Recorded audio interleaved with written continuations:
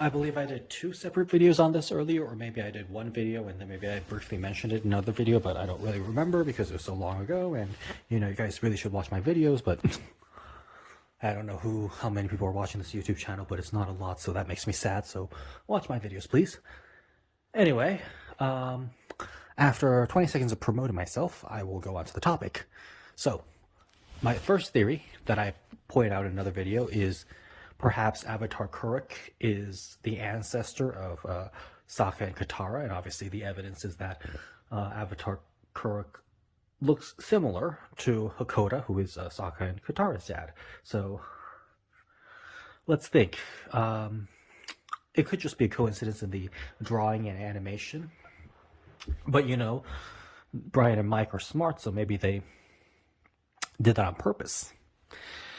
But let's say, how would Kuruk be related to Hakoda? Well, there's a few ways, because we know Kuruk married Umi, but she was taken by Ko right away. But what if she was pregnant and had a child who maybe Kuruk didn't know about or just forgot about, because Kuruk is very irresponsible. So maybe there was a child out there and then they had the child and it just ended up growing up and then having more children and having descendants, and after hundreds of years eventually had a woman named Kana who was grand, and then Kana had a Hakoda. Maybe it could have been that way, but I think that scenario is, even though Kuruk is very irresponsible, I don't think that's very likely. I think what's more likely is that Kuruk had many one-night stands throughout the entire world and lots of women friends. So maybe Avatar Kuruk had a one-night stand with some random woman in the Northern Water Tribe, and she had his child, and that child continued to have descendants for hundreds of years, and over hundreds of years, one of the descendants was Kana, grand, and she gave birth to Hakoda. So maybe that's how Avatar Kuruk could be the ancestor of Sokka and Katara. So that's a very simple way. And then the second theory I had is that the airbenders that pop up in book 3 of Legend of Korra, they're actually descendants of airbenders from before.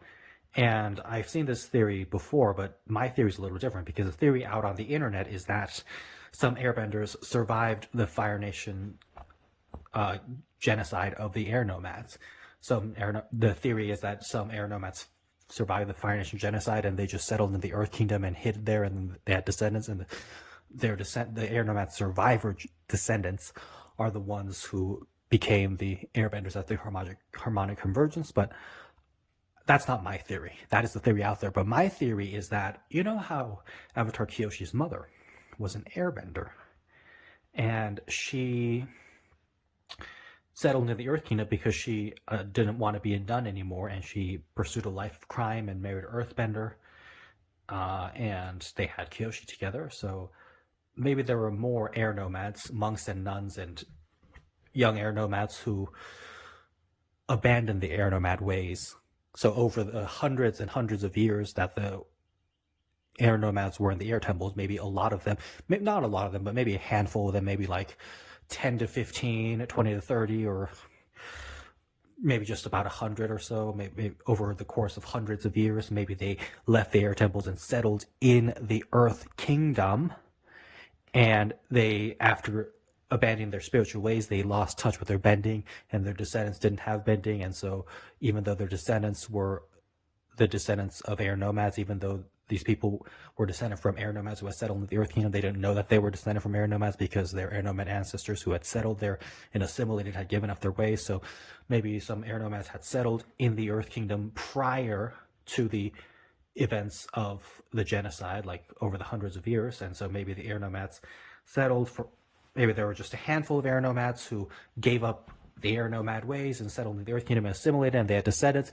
And thousands of years down the line, maybe their descendants were still around, and maybe their descendants got airbending powers from harmonic convergence, because they were already descended from airbenders who had settled in the Earth Kingdom just peacefully hundreds of years before. So I'm not saying that these airbenders in Legend of Korra are descendants of the airbenders who survived the air nomad genocide, because I don't think any air nomads survived the airbending genocide, but rather they were descendants of the air nomads who just gave up their ways and settled in the Earth Kingdom prior to any of the events that were discussed in the series. So that's my second theory. And I think I was about to have a third, but I forgot what it was. I know it's just so frustrating when you have an idea, but you just forget what it was when you're making the video. So, yes. Yeah. The theory with Yue, but before we get to that, of course, my theory is that maybe Princess Yue's dad, Chief Arnuk, is the father of Tonrock and Unalak. So maybe Princess Yue's dad had more kids after, Yue became the moon spirit. And so Chief Arnuk, Princess Yue's dad, had two sons, Tonrock and Unalak. So maybe Chief Arnuk is Korra's grandfather. So maybe that means Princess Yue is Korra's aunt. Or, of course, as I mentioned, Princess Yue was engaged to be married to a man named Han, who was thrown overboard the Fire Nation ship by Zhao. Remember, Zhao threw Princess Yue's fiance into the ocean, but maybe he survived and swam through. And so, since Chief Arnuk didn't have any other children other than Princess Yue, as far as I know, maybe the title of Chief of the Northern Water Tribe passed on to Han, Princess Yue's fiance, and he became chief, and then Han had two sons, Tonrock and Unalak, so maybe he's their father that way. So yeah. Anyway, but the Princess Yue theory is one that I heard online a few days ago, and there was a YouTube channel that mentioned it. Unfortunately, I forgot who it was, but he mentioned the theory of how maybe Princess Yue was actually destined to be the Avatar, but ended up not being it, because when she was born, she was unresponsive and seemed kind of dead, and so was an empty vessel, and the moon spirit gave her life and let her live. And of course, there's another YouTube video that mentions that the only reason the moon spirit gave Princess Yue life is because maybe the moon spirit figured it might get in trouble later and wanted some life insurance. So moon spirit figured, hey, if I give Princess Yue life, then maybe she'll help me save my life later.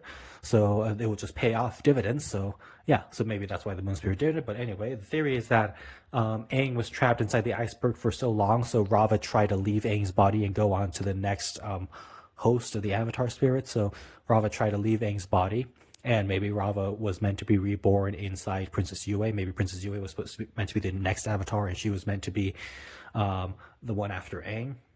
But since Rava couldn't leave Aang's body, and Rava didn't go into Yue, maybe that's why Yue was born kind of dead, so that's why she was unresponsive and had to be revived by the moon spirits, and maybe Yue was meant to be the Avatar.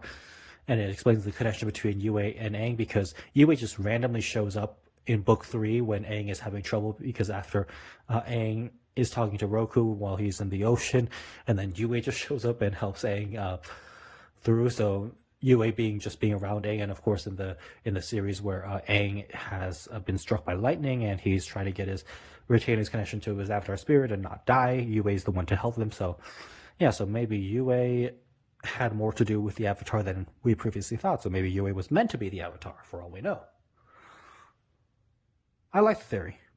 And of course, I also like the theory that Ozai was the one who had Lu Ten killed, because it would exactly fit Ozai's character, yet at the same time still be a learning experience for Iroh. And I think if he learned about that, then that would still be very interesting. Yeah, I think the theory of Ozai killing Lu Ten, it's just a theory, it's just speculation, but I like that theory too.